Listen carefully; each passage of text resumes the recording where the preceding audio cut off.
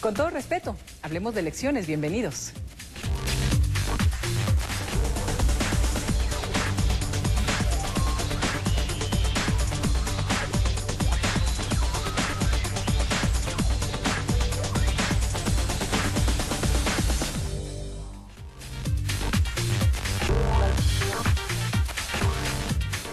Y para hablar de elecciones, para hablar del contexto actual, pues hay que empezar también a analizar e ir más allá y hablar de democracia. Por eso, el día de hoy me da mucho gusto recibir a hombres que han participado y que han abierto brecha en este tema a través de la participación ciudadana, pues conocer sus experiencias, a qué se dedican y cómo estos procesos podrían ayudarnos a consolidar nuestra democracia en los procesos electorales y en la vida cotidiana, pues será muy valioso. Así que me da mucho gusto recibir esta noche a Ricardo Bucio. Él es presidente de CONAPRED. Ricardo, qué gusto que estés con nosotros. Muchas gracias. Bienvenido. Gracias por la invitación.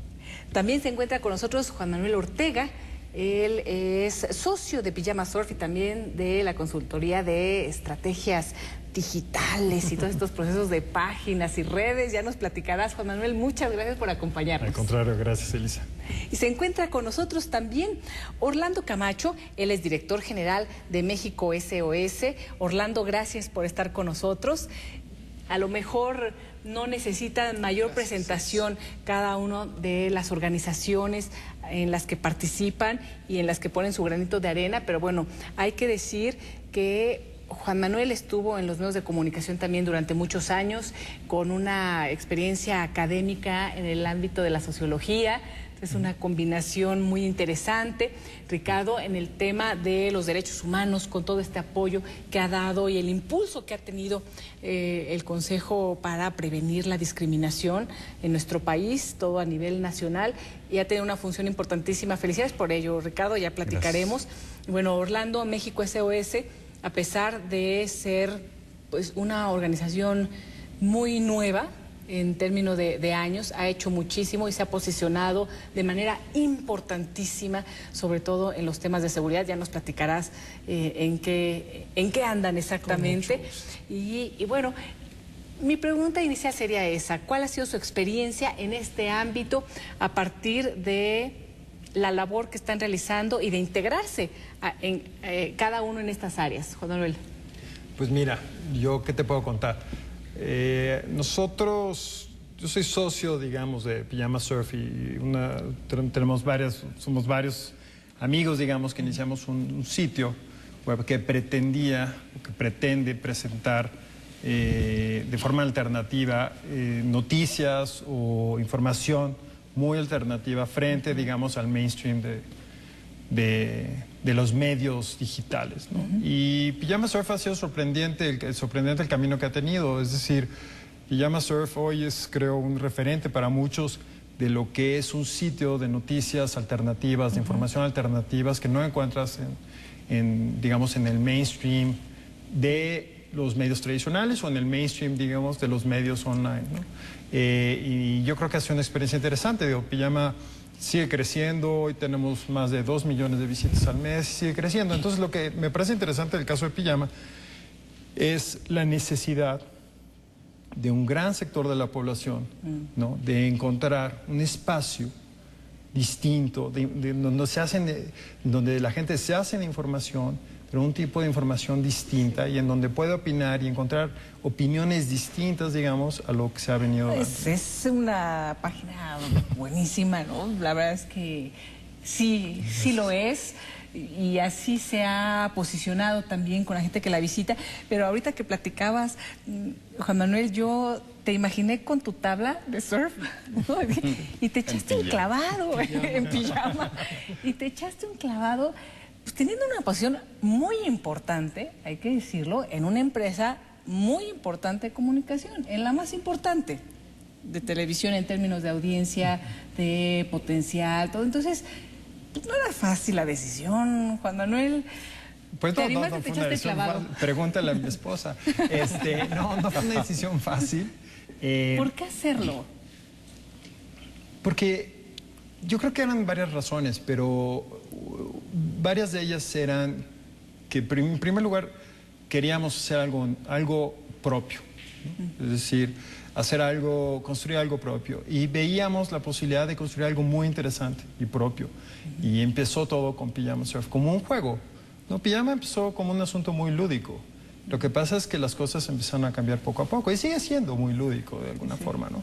Pero las cosas han ido cambiando, obviamente, y Pijama requiere, pues, cada vez más complicada hacerla, cada vez la gente te exige más, en fin, hay toda una historia atrás de Pijama Surf. Pero al mismo tiempo también quisimos, y lo tenemos un poco separado, pero quisimos hacer una consultoría en asuntos que sabíamos que tiene que ver con asuntos de internet y redes sociales, ¿no? Porque de alguna forma Pijama es como la muestra, digamos, de algo que más o menos sabemos hacer bien, creo yo. Sí. Y bueno, nos aventamos este clavado para hacer algo propio, para hacer algo de nosotros, ¿no?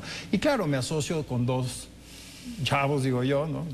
No son tan chavos, pero son mucho más chavos que yo, que tienen también un sentido del internet increíble, ¿no? Javier Barros y Alejandro Martínez Gallardo son increíbles en toda esta parte, ¿no? Entonces creo que hicimos un buen equipo. Yo me dicen el tío de la oficina, pero bueno, esa ya es otra historia. El tío, tío, fue por eso, no, nada más. Ojalá. Y hablando de este tema de la comunicación, de los medios, pues es un ámbito importantísimo para los procesos democráticos.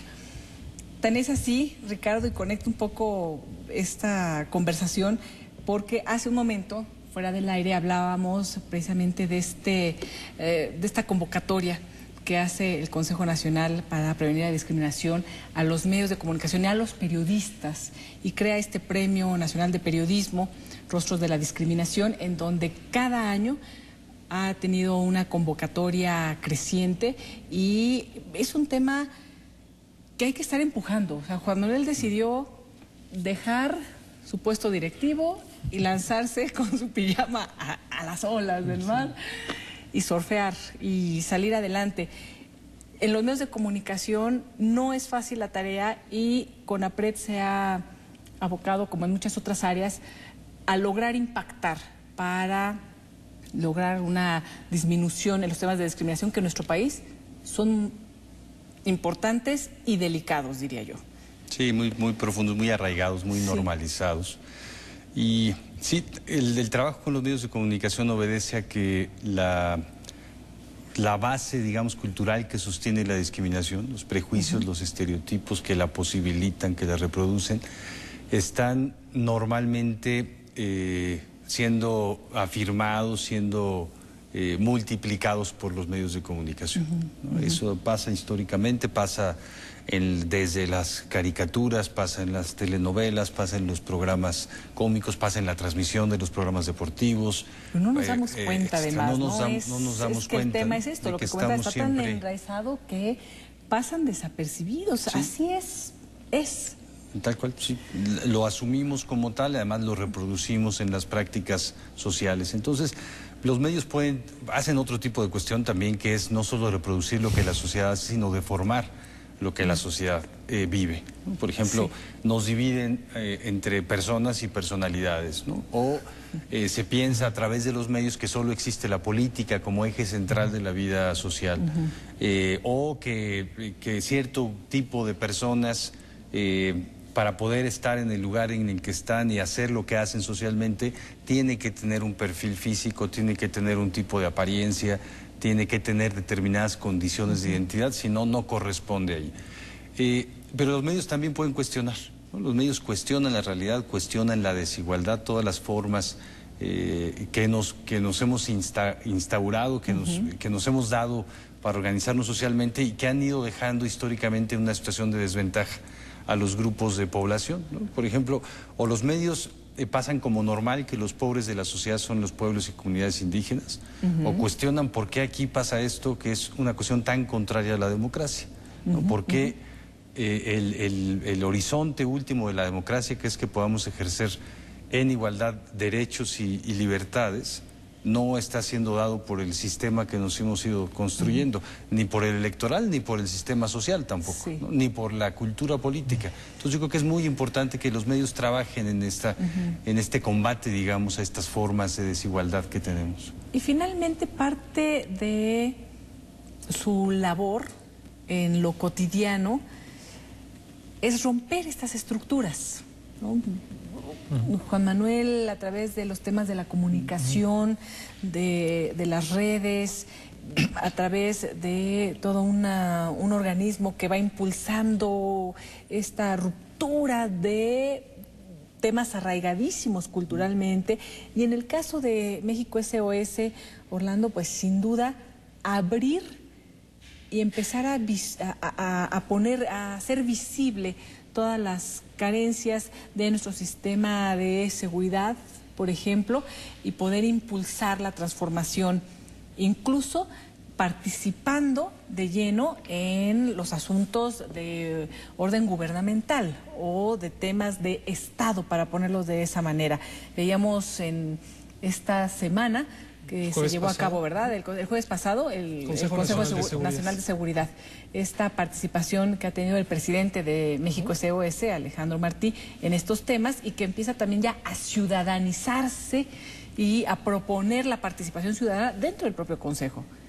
Hay que ir rompiendo, no es fácil. Yo creo que hay muchos temas en el país, aquí hay varios temas sobre la mesa, tan importantes, no sé uno más que otro, pero sí hay unos que en el momento y en la época dejan los reflectores, tal vez por la situación que estamos viviendo, y uno de ellos es seguridad y justicia, por supuesto. Y nosotros comenzábamos siempre hablando de seguridad, nos dimos cuenta que había que hablar de seguridad y justicia. Claro. Ricardo lo comenta ahora muy bien, ¿no? Se nos normaliza el asunto, se nos normalizan los temas y nos olvidamos de lo esencial muchas veces. Y es algo que hemos tratado de hacer en México SOS. Y de ahí parte pues esta organización, surge de una tragedia, pues como ya todos la conocemos, como muchas otras, pero esa parte la estamos pasando, y el punto fundamental es darnos cuenta que cualquier ciudadano de este país está expuesto precisamente a esos temas de inseguridad y de injusticia, y no ocasionado por una o dos o tres personas, o nada más un partido o un X grupo. No, es un sistema. O sea, son sistemas que durante mucho tiempo han funcionado así, y hay que romperlos, conectando con lo que tú dices. Y ahí es donde nos dimos cuenta que teníamos que entrar. Tenemos que entrar de lleno, pero sí creo que con inteligencia, y no para tirar al país, sino me parece que para construir con lo que se tiene en temas muy claros y muy concretos que hemos ido marcando. Nos platican después de esta pausa cómo han ido construyendo dentro de México SOS, dentro de CONAPRED, dentro de Pijama Surf, este entorno del cual hablabas hace un momento. Claro. Volvemos.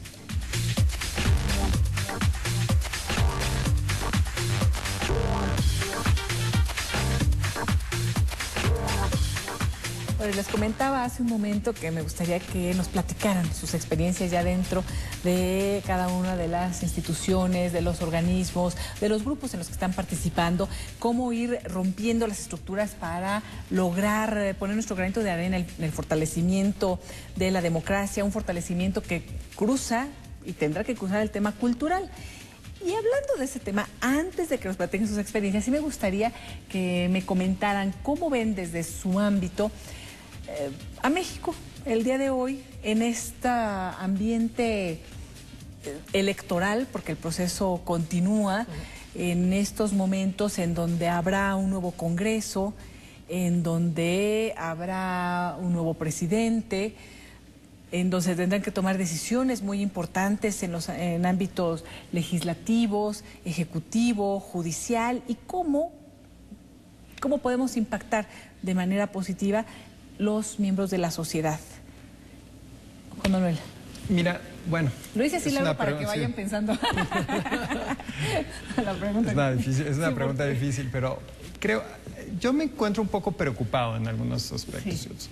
Yo creo que en general lo que sí encuentro en el ambiente es una crisis de las instituciones, ¿no? Es decir, hay un problema alrededor de la credibilidad de muchas de las instituciones, sobre todo aquellas relacionadas al proceso electoral, pero además de muchas otras, ¿no? Entonces, en general tengo esa gran sensación, que hay una crisis de las instituciones sobre lo que la gente considera que debe ser el papel de las instituciones frente el papel que están haciendo las instituciones. Y por otro lado también la crisis de las instituciones, porque creo que no han logrado hacer ciertas cosas. Es decir, yo sí creo que en general en el país hay una crisis en el sector de la educación, porque yo no veo a los ciudadanos que ojalá pudiéramos tener, ¿no? Llenos todavía de prejuicios, con poca capacidad de organización alrededor de asuntos que van desde tirar la basura, no tirar la basura en el parque, hasta otras cosas. Entonces creo que de valores, ¿no? La iglesia, ¿dónde está? ¿No? La corrupción, es decir, creo que en general me preocupa porque yo sí tengo una sensación de que hay una crisis en general de lo que han hecho las instituciones en el país. En ese sentido me preocupa. Por el otro lado, yo creo que también veo grandes esperanzas, y yo creo que hemos visto en los últimos meses algunos movimientos sociales que creo que dan esperanza de que la gente se puede organizar y puede empezar a exigir, ¿no? Entonces, bueno, veo como dos elementos, ¿no? Es decir, no veo un panorama totalmente negro, pero creo que sí hay una parte seria que es la crisis de las instituciones. ¿Y ves esta participación de la sociedad civil, lo puntualizabas, como algo importante? Yo le preguntaría también si así lo ven, Ricardo, Orlando, porque yo lo veo de la misma manera como tú, Juan Manuel, pero uno siempre dice, es que estamos en un momento de coyuntura. Cuando estás haciendo tus ensayos de la universidad, del posgrado, siempre dices, estamos en un momento importante de cambio, ¿no? Y todos dicen lo mismo. Hoy más que nunca, hoy es el momento para romper paradigmas y estructuras. Y siempre decimos lo mismo. Entonces, lo ven como nosotros en este momento, porque yo creo que sí serán unos años y muy importantes en el tema de los movimientos sociales, por lo que comentabas, Juan Manuel, por el tema de la presencia ha sido importantísima en estos últimos 4 o 6 años. Obviamente ha habido esfuerzos que se han dado desde hace muchísimos más, pero con esta fuerza en donde incluso ya empiezan a mover a las propias instituciones que comentabas, Juan Manuel, a moverse un poco hacia procesos mucho más abiertos, transparentes, de rendición de cuentas. Sí lo hicieron, en esas están. Orlando, ¿qué opinas? Sí, definitivamente, yo creo que no es el mismo país. No es la misma conciencia de las personas que vivimos en este país. Eso yo lo tengo clarísimo, porque he estado muchos años en organizaciones sociales. ¿Ah, sí? Antes más metido en la parte de educación, sobre todo. Entonces, te das cuenta, sí, hay un gran problema en las autoridades, por supuesto, siempre ha habido en los gobiernos problemas de corrupción que nos inquietan, que nos han ocasionado gran parte de la problemática que tenemos ahora, por supuesto, también. Tenemos hablando de la delincuencia y de los delincuentes, pues, por supuesto, grupos más poderosos, más organizados, más manifestantes, etcétera, también todo eso. Pero también hay una tercera pata importante, que es el de la sociedad. Y la sociedad también ha estado muy apática, mucho tiempo. Hoy hay más conciencia de discriminación, por ejemplo, mucho más conciencia. Hay unas redes sociales mucho más poderosas, mucho más permeantes, que te abren otro tipo de escenarios y de visiones. Pero no la había antes. Hoy lo que estamos notando en ese sentido también es que también hay una sociedad que ha permitido esto, y también hay sociedad, su ciudadanía, que está metida en estos problemas, que también es participante de los delitos, que también ha permitido y se ha prestado para que otros lo hagan, y no existirían eso si estos no lo permiten. Entonces, al final del día yo creo que estamos tratando de pasar ese escalón de yo me quejo como ciudadano y tú no me haces caso como autoridad. Y me parece que en esa parte es donde yo veo lo positivo. Sí hay una conciencia a base de golpes, nos hemos dado a base de golpes, pero sí creo que hay una diferencia de los últimos 6 o 8 años. Nos falta muchísimo para llegar a esos niveles de otros países. Pero es cierto que hoy hay una sociedad mucho más consciente, hay ejemplos muy claros de trabajo en esto, que nos ha dado la crisis, pero que están saliendo, y han salido, los hablaremos de ellos en su momento, si te parece, pero esa parte es la que a nosotros nos ha animado precisamente a entrar con más fuerza, a tener un diálogo como nunca antes se había tenido también, a exigir también, pero a hacernos corresponsables de ese sentido. Y el llamado es ese. Y ahí es donde, a tu pregunta, me parece que sí hay muchos problemas, sí tenemos unos grados oscuros de muchos años, pero también hay nuevas oportunidades importantes que estamos viendo, que antes no veíamos, Y ahí es donde nos queremos agarrar. Y el llamado es precisamente a que lo bueno que se ha hecho por ciudadanos y por autoridades no se rompa y de un plumazo se desaparezca como cada sexenio. Así es. Eso es lo que tenemos que cuidar y es una de las misiones importantes que al menos nosotros en México SOS nos estamos proponiendo. Eso que sirve, eso que está puesto ya sobre la mesa y que funciona, no lo vayamos, puede ser perfectible, pero no lo podemos quitar para no perder eso. Y ahí viene la gran esperanza para adelante. Comentábamos en el programa anterior precisamente sobre estos temas de la participación ciudadana a través de los medios de comunicación, de la academia, de las organizaciones, de hacer no únicamente el análisis de las circunstancias, porque hay mucho análisis también que se ha hecho a lo largo de años y el diagnóstico está ahí, sino ser capaces de poder impactar en las decisiones y que sea un incentivo para los propios legisladores o servidores públicos o políticos, decir, tenemos una ciudadanía participativa, tenemos una ciudadanía mucho más informada y que en ese sentido, si no les respondemos de igual manera, pues vamos a perder lo que nos interesa en el incentivo así básico, ¿no? Su voto, por ejemplo. Entonces, Ricardo, ¿sí sientes también que aquí hay un momento importante, coyuntural?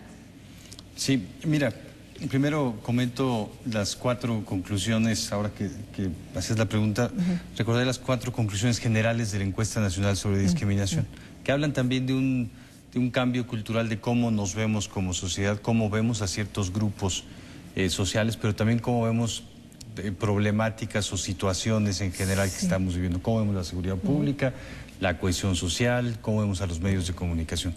Y hay dos primeras conclusiones que me parece que son luces importantes y que hablan de un cambio social. Una de ellas es, en principio, que hay un reconocimiento mayor de la diversidad.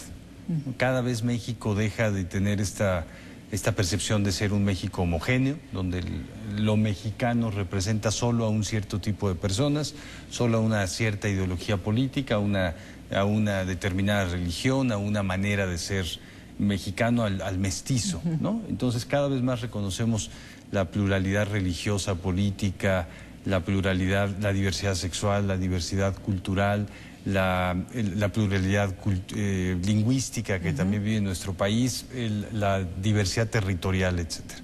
Eso me parece que es muy importante, el hecho de que sí tengamos la posibilidad de reconocer que no somos iguales y que tenemos, y esa es la primera conclusión positiva, tenemos un cambio de relación que se está dando con las autoridades, no solo con el legislativo, con todas las autoridades, en la percepción de que la sociedad, por sus características de identidad, tiene derechos. Es decir, por la edad, seas adulto mayor, niño, joven, tenemos derechos. Esto es una cosa muy nueva. La Convención de los Derechos del Niño tiene 20 años apenas, ¿no? Sí. Antes de eso, nosotros cuando fuimos niños no teníamos derechos, ¿no? Legalmente no teníamos. Que por el tono de piel, por la nacionalidad, por la preferencia sexual, por lo que quieras, es posible, la gente no sabe bien cuáles son los derechos, pero sí sabemos que tenemos derechos y que no están siendo suficientemente respetados.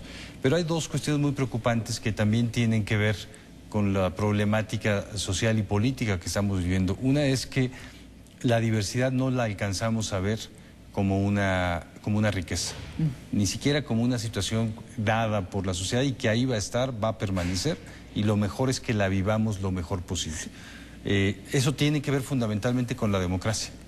La diversidad está siendo vista como una amenaza, ¿no?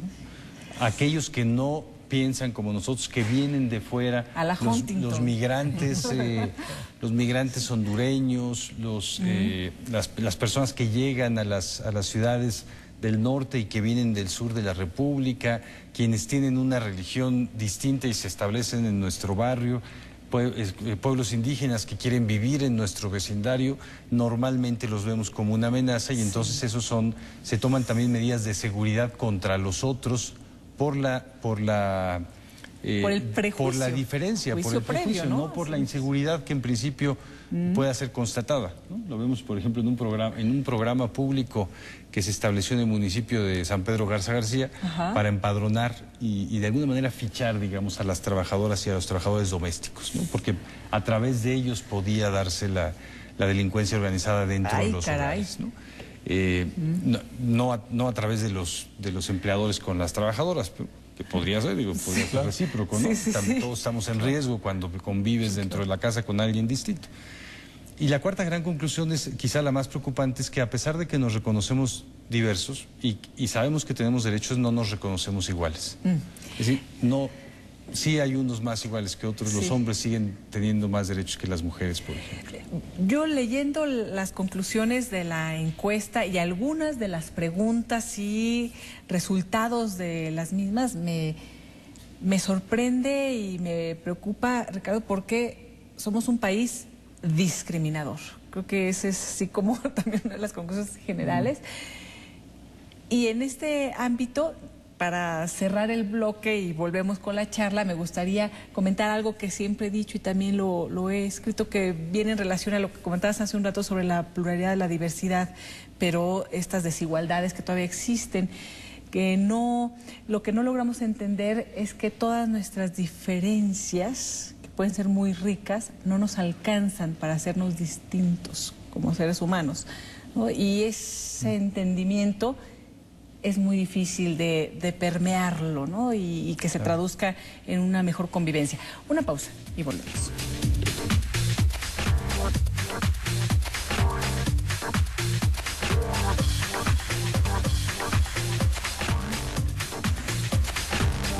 Nos quedamos platicando sobre este tema de las diferencias y finalmente que no nos alcanzan para hacernos seres humanos distintos, y en todos los ámbitos, hombre, mujer, en los ámbitos raciales, culturales. Y nada más recordabas, Juan Manuel, un tema sobre lo que nos comentaba Ricardo en relación al trato del servicio doméstico. Y si eso no únicamente sucede como este caso gravísimo que nos comentabas en Nuevo León. Nos decías, bueno, aquí vas a algunas colonias y sucede lo mismo. Sí, pues, colonias en Santa Fe hay fraccionamientos que no permiten, ¿no?, que la servidumbre utilice, ya no digamos, los parques, digamos, que les han hecho a los niños, ¿no?, de esos fraccionamientos, ¿no? No pueden caminar por ahí, no lo puedes creer, ¿no? Muy brevemente, una queja que recibimos hace poco, porque un edificio que tiene un régimen de condominio en Polanco, tienen una lavandería común para los inquilinos, y entonces una trabajadora del hogar que vive dentro del edificio lavaba su ropa ahí y le prohibieron, cambiaron el reglamento de condominio sin invitar a la familia donde ella trabajaba, para impedir que cualquier persona de trabajo doméstico lave en la misma lavadora que lavan los dueños, ¿no? Porque eso puede traer quién sabe qué tipo de cosas. Y ella dice, pero yo vivo aquí, yo también soy inquilina de aquí.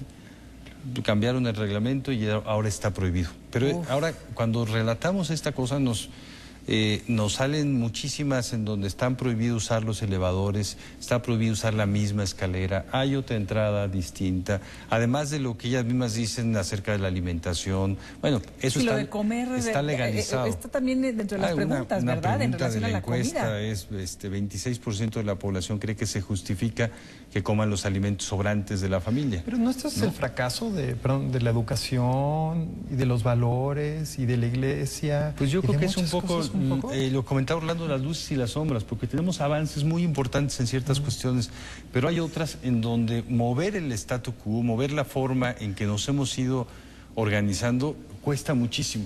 Hemos sido capaces de empujar una reforma constitucional en derechos humanos como nunca habíamos tenido, ¿no? O crear un sistema electoral. No se regula. Le va a tocar precisamente al Congreso que viene. Sí, el problema es que no somos capaces todavía de aplicarlo. Entre otras que están ahí. Entre otras, la de amparo, la propia justicia propio penal. Código Federal de Procedimientos Penales. ¿No se ha aprobado el federal? No, está aprobado, está parado ahí, está congelado. En fin, varias de estas. Ahora, la de lavado de dinero, que es otra importantísima que está ahí. Pero me pregunto si también hay un aspecto que tiene que ver con, no soy un culturalista, digamos, ¿no? Pero hay aspectos, es la falta como absoluta de la empatía, ¿no?, hacia el otro, ¿no? Es una cosa, algo ocurre en el país que sí me preocupa, ¿no? Que se traduce en una gran violencia, Vemos las encuestas también de InMujeres, vemos encuestas, bueno, de CONAPRED, en relación a la violencia intrafamiliar. Lo que decías, Juan Manuel, si esto no es un problema de valores, de fracaso, de instituciones que tendrían que estar dedicándose al amor, ¿no? Bueno, a la evangelización o a muchas otras cosas, en donde lo que estamos viviendo es que 1 de cada 3 familias sufre violencia, 1 de cada 5 mujeres sufre violencia por parte de la pareja. O sea, es una cosa terrorífica. Es decir, el hogar se ha vuelto el lugar menos seguro o más peligroso para un niño. Y después la escuela. Y después la escuela. Que son organizaciones que... Yo creo que aquí el punto importante, y es lo que hemos aprendido... No, primero diría que yo creo que este país no está peor, al menos lo que me ha pasado viajando por todo el país, no está peor gracias a muchas instituciones y a muchas personas que no han perdido de vista el foco principal, que es la dignidad de la persona y trabajar por ello. Y también hay que decir que las instituciones no son las personas que laboran en las instituciones. Por supuesto. También hay ciertas diferencias. Por supuesto. ¿No?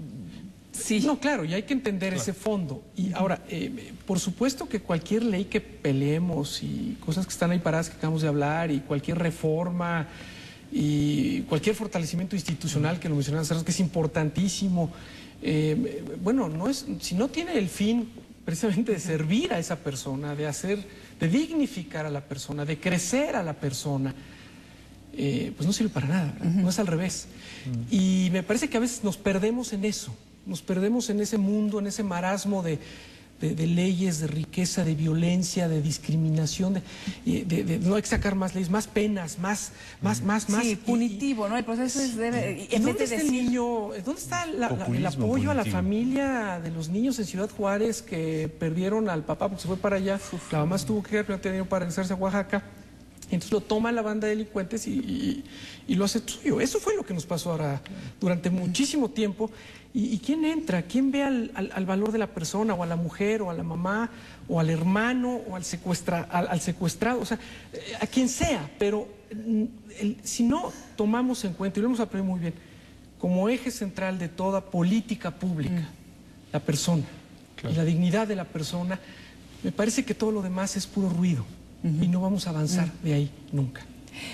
Y en ese contexto, incluyendo o más bien adentrándonos en el núcleo principal, que es la persona, el tema sería cómo podemos empezar a mover entonces esta maquinaria comentamos, las grandes reformas que se dieron muy importantes, por cierto, en el último año, en los últimos 2 años, y lo hemos comentado también en este espacio, que son la reforma al sistema de justicia penal, la reforma al juicio de amparo, la reforma de derechos humanos, que son unas reformas de un calado que tendrán un impacto muy importante, pero vienen las leyes secundarias, vienen la regulación, cómo se van a aplicar, cómo se van a hacer, cómo van a impactar, y yo creo que ahí habrá que hacer una labor muy importante como sociedad para que en los cómo y en los detalles se manifieste este espíritu del cual hablabas, Orlando, que creo que impulsó a las grandes reformas. Es más, yo creo que muchos, bueno, aquí me lo han dicho, bueno, no aquí, en otros espacios me lo dijeron los propios ministros. Yo creo que los legisladores no se dieron cuenta de lo que aprobaron. Claro. Y los propios legisladores han dicho, la verdad, es en el tema de juicio de amparo, por ejemplo, en el tema de derechos nos dijeron los propios legisladores, no hombre, es que ni siquiera nos hemos dado cuenta de hacia dónde podemos ir con esta revolución en relación a los derechos humanos, porque ni siquiera los conocemos, para empezar, porque no conocen los tratados internacionales. La reforma penal misma. La reforma penal. ¿Quién la conoce? El fondo y el meollo del asunto. Pero ya la aprobaron, ya aprobaron los derechos humanos. Ya lo que sigue es una gran responsabilidad nuestra. Ahí es donde nos tenemos que montar nosotros, echarnos a la espalda la responsabilidad seria y no dejar que eso no pase. O sea, tenemos que hacer que eso pase hasta donde tenga que llegar y donde tenga que cruzar. Es importantísimo hacerlo.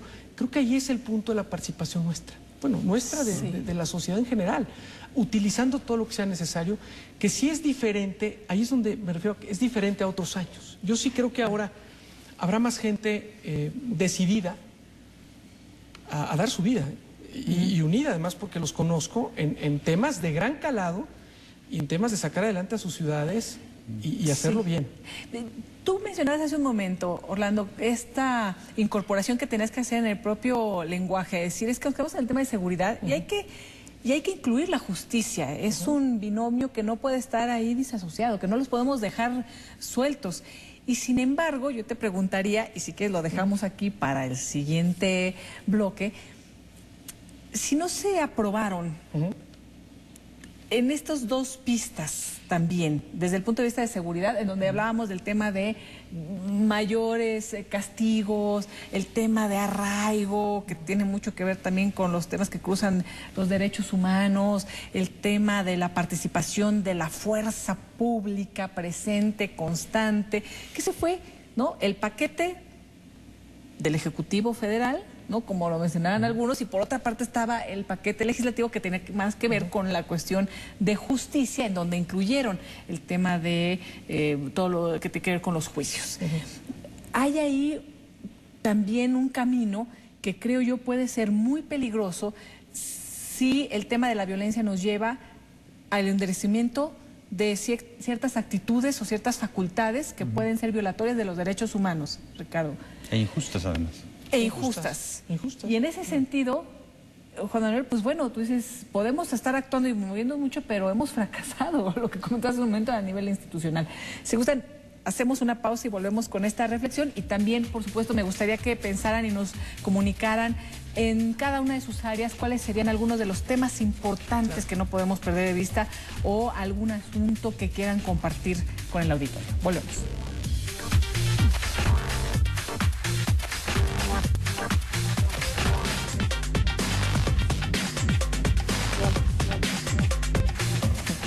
Bueno, comentábamos sobre este tema de cómo poder incidir. A veces vemos como distintas pistas dentro de todas estas grandes reformas en relación a... Se aprueban algunas cosas que pueden ser muy eficaces, por ejemplo, para el combate a la delincuencia o no, pero que pueden también ser violatorias de derechos humanos. Es decir, el tema también de la violencia nos puede generar un recrudecimiento de la fuerza y del uso de la fuerza. Si esa fuerza no está limitada, no está controlada, no está delineada, puede ser muy peligrosa. ¿Cómo ir entonces, de acuerdo a los planteamientos que cada uno estará haciendo desde su ámbito, caminando en un ambiente en donde sí la crisis nos ha puesto en una situación muy vulnerable, también de oportunidades, lo comentabas, Orlando, pero ¿cómo hacer? Bueno, mira, yo creo que es una pregunta muy interesante. En el caso de, por ejemplo, si puedo pensar, Pijama Surf no tiene una línea editorial, ¿no? Yo creo que es absolutamente libre, pero digamos, yo creo que en Pijama Surf hay una gran preocupación frente a los derechos humanos, ¿sí? Y frente al poder del Estado. Nosotros somos generalmente críticos frente al poder del Estado y en general frente al poder del establishment, digamos, ¿no? Entonces siempre hay una gran preocupación. Pero lo que nosotros tratamos de hacer, yo creo, si es que puedo hablar a nombre de eso, pero es difícil hacerlo porque somos muy libres en ese sentido, no hay una línea editorial, pero digamos que hay una filosofía, y la filosofía es que tratamos, como medio, tratamos de darte la mejor información que podamos dar, ¿no? Para que tomes decisiones responsables, una, y por otro lado te tratamos como un ciudadano, como un adulto que merece nuestro respeto, ¿no? Y que toma sus decisiones sobre qué leer y qué no leer, ¿no? Pero te presentamos un menú de cosas, ¿no?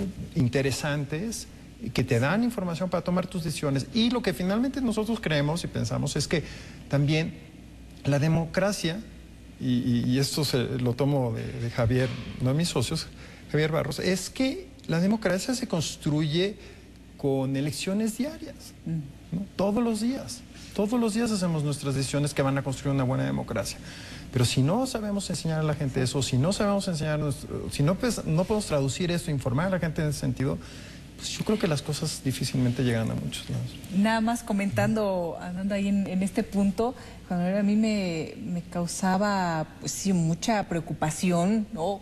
Coraje también, pero también, y dices, hay que aportar y hay que hacer algo, cuando me decían, es que, mira, como tú eres mujer, entonces te vas a ir a un horario donde te ven las señoras y el servicio doméstico, y entonces tus contenidos tienen que dirigirse hacia... Y yo decía, ¿qué están entendiendo estos señores? Sí, Digo, porque son señores los que me lo dijeron. ¿No? Porque, no han entendido nada. Es que no han entendido nada. Entonces, cuando a mí me decía, y mi gente de ahí en la redacción, ¿qué tipo de programa vamos a hacer? Porque estamos en este horario. Le dije, el mejor programa para el mejor público. Claro. El mejor programa para el mejor público. Hombres, mujeres, niños, grandes, chicos, medianos, de todos los colores y sabores, ¿no? Es un poco romper con estos temas que comentabas hace un momento. Y bueno, y como ese ejemplo hay muchísimos más. Y hay esfuerzos también importantes, hay que comentarlo, que están haciendo a nivel institucional. Por ejemplo, otra anécdota muy enriquecedora, me la compartieron los jueces, que están haciendo todo un proceso muy importante para los protocolos que involucran a los niños en los procesos judiciales. Entonces, uno de los temas es que los niños tienen que ser tratados dignamente, supongo. Dignamente, o sea que como adultos, es que, o sea, para entender así esta relación como adultos en relación a, no son menores de edad en un sentido peyorativo. No son personas incompletas. No son personas incompletas, son seres humanos completos como los adultos en ese sentido. Entonces, los protocolos ya involucran un tema importantísimo que van a influir en las decisiones que han tomado incluso los ministros, de declaraciones de niños que hacen y que antes no se consideraban porque son niños, o no se consideraban porque en cambio, no, son los adultos los que tenemos que entender en ese sentido, esa riqueza del ser humano completo, ¿no? Y hay protocolos muy interesantes. En el caso de México SOS, el tema de la seguridad, Orlando, creo que es un tema muy sensible para todos. Si hablamos de la violencia, fuera del aire nos platicaba Ricardo sobre un asunto en relación también a otro de los concursos que ha convocado CONAPRED, muy padres, donde están redactando, pero las realidades que se plasman son muy duras. Hay una gran esperanza también, creo yo, de la ciudadanía hacia la ciudadanía. Sí, yo creo, Lisa, que, y lo hemos entendido así, hablando y retomando lo que decíamos hace un momento, yo creo que es el momento de estar pasando a otros niveles de participación ciudadana en serio, no nada más el alboroto, la queja, el desplegado. ¿Qué están haciendo en concreto? Lo que estamos haciendo, y por eso, en concreto lo que estamos bajando, y nos hemos dado cuenta de ello, es tenemos que aterrizar muy bien nosotros hemos aterrizado en 3 ejes fundamentales. El primero es lo que tiene que ver con leyes. A ver, si México es el país con el mayor índice de secuestros en el mundo, al menos hasta hace un año lo era, ahora no lo sé bien, pero hasta hace un año era, y con las 10 o 12 ciudades más violentas del mundo, dentro de las 50 más violentas del mundo. Si México tiene ese problema y no existe una ley que proteja a las víctimas del secuestro, por ejemplo, es un caso, pues hay que hacer una ley que proteja a las víctimas del secuestro, siempre manteniendo, y vuelvo al principio, la dignidad de la persona, ¿no? Pero ese es un punto. De ahí también trabajamos mucho en otro tipo de leyes, como el Código Federal de Procedimientos Penales, como es el Manual General para la propia reforma penal. ¿Cuándo se va a aprobar eso? Bueno, pues ya que en eso hay que meterle durísimo, ahí estamos, ya está ahí, ya el presidente lo firmó, ya pasó, ya lo cotejaron todo mundo. Lo que sigue nos pasó este periodo electoral, ahora vamos a estar encima para que pase esto, ¿no? O sea, hay que esperar a que se renueve el Congreso y entonces... Por supuesto, no va a ser ahora, va a ser cuando se renueve. Pero a corto plazo. Ya tiene que ser. Las leyes es un punto nuestro. El otro es, definitivamente tenemos que colaborar en el fortalecimiento institucional, punto, como dé lugar. De lo peor y de lo menos creíble en encuestas, pues están las propias instituciones de seguridad y justicia, policías, ministerios públicos, jueces, sistema penitenciario, todo esto. Bueno, hay que aportar. Afortunadamente viene esta reforma penal que nos viene a ayudar de forma integral, pues hay que meterle. Quien le quiere entrar tiene que entrarle a toda la cadena de justicia y tiene que renovar todo esto. Concretamente nosotros hemos sido grandes promotores de esta reforma en los estados, buscando los modelos que funcionan, para traerlos y llevarlos a otro lado. Participamos en el Consejo de la Secretaría Técnica del órgano implementador de este sexenio, y es un tema, sí, un tema complicadísimo, pero creo que lo hemos logrado poner sobre la mesa junto con otras instituciones, y yo creo que hoy como nunca empieza a tomar un rumbo distinto. ¿Existe el canto de las sirenas de dejar por ahí a un lado esto y empezar de cero para entonces colgarnos las medallas? Sí, no sé si por ahí, pero pues se puede ser que sí. Puede ser que sí, ¿no? Norma tal cual dentro del Congreso. Borrón y cuenta nueva. Para la reforma esperamos que no. No, yo creo que para la reforma es complicado porque porque ya hay estados completos que lo han arrancado y les ha costado mucho dinero, mucha sangre, mucho tiempo, muchos errores. O sea, es difícil que esto se maneje así. Ahora, precisamente por eso es que en México SOS lo que propusimos fue antes de estas elecciones una agenda a la que le llamamos Agenda México 1218. Sí. Lo que pretende 2 puntos en seguridad y justicia, que no era un pliego petitorio a los candidatos, era una agenda, marcar una agenda. Iban 2 temas, la reforma penal y la seguridad ciudadana. En esos 2 ejes es donde hemos insistido y ahí es donde nuestro trabajo está comenzando con esta agenda. Entonces, me parece que este es un punto fundamental. Y de aquí se han desprendido una serie de cosas que son muy positivas. Lo que se llama la Red Ciudadana SOS, que nos forma un grupo de ciudadanos locales, pero sobre todo compuestas por las mesas de seguridad y justicia. Y esta es para nosotros la fórmula que hemos encontrado. Grupos locales de ciudadanos comprometidos, honestos, multidisciplinarios, que tienen la capacidad de sentarse con las autoridades en la misma mesa y autoridades que tienen la capacidad de sentarse. Eso ha sido complicado, se ha logrado, así está funcionando Ciudad Juárez, así está empieza a funcionar Michoacán, Baja California Sur y otros lados. Tijuana así funcionó. Y el punto es, se sientan 4 puntos concretos de agenda y le estamos dando seguimiento permanente entre ellos. Eso es lo que ayuda. Ciudad Juárez lleva trabajando en esto 2 años, 3 meses, 4 meses. Y junio fue el mejor mes de los últimos 54 meses en los 6 delitos que han venido marcando. Tijuana salió ya de las 50 ciudades más violentas del mundo. Entonces, hay cosas que se pueden hacer cuando la ciudadanía, con seriedad, empieza a trabajar. Hoy traemos 10 de estas mesas que estamos implementando, terminamos con 20 yo creo este año, pero la idea es empujar. Y nos hemos encontrado también autoridades que le están entrando, y eso es importante, no todos, siempre es complicadísimo sentarlos ahí. Pero en este sentido y con una alianza con organizaciones serias, lo que nos hemos dado cuenta es empújale en proyectos concretos que realmente transformen y no te bajes de ahí. Esa es la participación ciudadana para nosotros, esa es la organización ciudadana que estamos moviendo en temas concretos. Y en lo local, ¿no? Mucho en la parte local.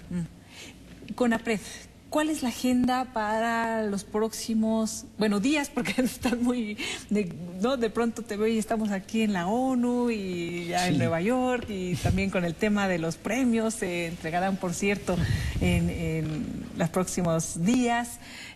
Pero traen muchísimas actividades, Ricardo, que han ido aumentando también la capacidad de, no únicamente convocatoria que ha tenido CONAPRED, sino de impacto que pueden ir teniendo en distintas instituciones. Sí, mira, quizá el reto más grande es justo cómo implementamos la reforma constitucional en materia de derechos humanos. Porque cuando los tratados internacionales adquieren rango constitucional, el mayor tema que está protegido a este nivel en todo el mundo es la lucha contra la discriminación, contra racismo, machismo, xenofobia, contra la situación de discriminación a migrantes, a personas con discapacidad, etcétera. Entonces, yo digo, al menos en términos de derechos humanos y de combate a la discriminación, la Constitución se nos multiplicó. Sí creo que no tuvieron la dimensión los legisladores de lo que estaban haciendo, porque además es como si amanecemos muy bien, pero amanecemos con una constitución 10 veces mayor y ahora cómo implementas eso, cómo haces la reforma del país, no solo de la constitución.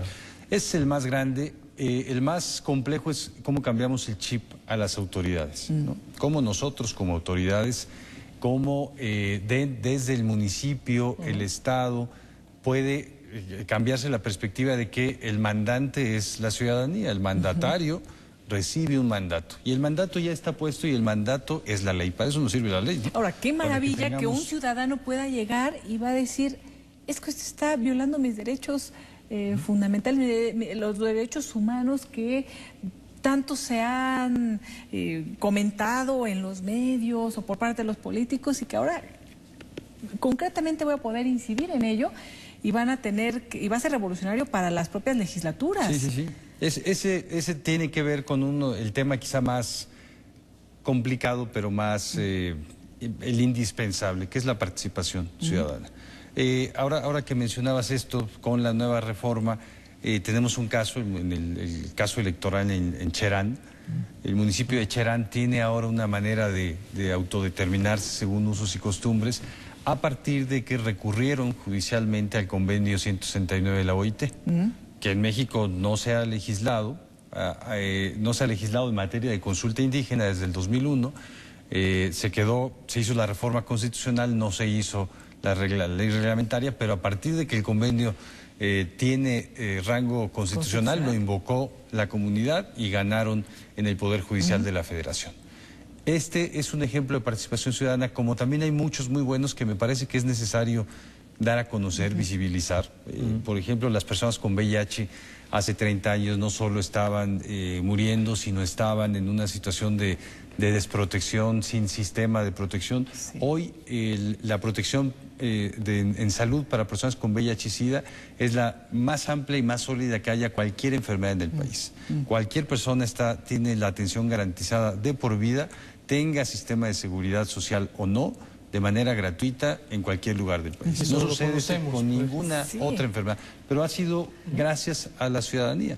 Las personas con discapacidad que han tenido un papel, las organizaciones han tenido un papel fundamental para apoyar a estas 6 millones de personas al menos que tienen algún tipo de discapacidad y que tuvieron una agenda muy asistencial durante muchos años, lograron empujar una convención en Naciones Unidas que se ha convertido en ley para todo el mundo y ha sido también fruto de las organizaciones en México. Yo creo que hay muchos muy buenos ejemplos. Así es. Esto es el inicio de es una nueva época a nivel judicial, ya estamos en la 10ª, ¿no? A raíz de todas estas transformaciones. Ojalá podamos seguir platicando de ello para que lo conozcamos como ciudadanos, como periodistas, como analistas, poder ir transmitiendo también a la ciudadanía todos estos temas y que podamos participar, porque tenemos que empezar a conocerlos, conocer nuestros derechos, todos estos derechos que se multiplicaron para poder empezar también a hacer uso de todas nuestras facultades y de lo que la ley nos otorga. Entonces yo los invito para que esto sea también el inicio, así como cuando escribimos en los ensayos de que estamos en un momento de transición. Bueno, yo diría que estamos aquí en el inicio y como tal los invito para que podamos seguir platicando en futuros espacios sobre estos temas electorales, democráticos, ciudadanos y todo lo que conlleva para poder tener finalmente pues un país más seguro, un país con mayor apertura, con mayor conocimiento, sin discriminación y todo lo que lo que muchos hombres y mujeres han caminado se pueda hacer finalmente realidad en un proceso como es esto, siempre inacabado, pero que podamos seguir caminando en ello. Gracias por acompañarnos, gracias a ustedes también por su atención y los espero en el próximo programa. Hasta entonces.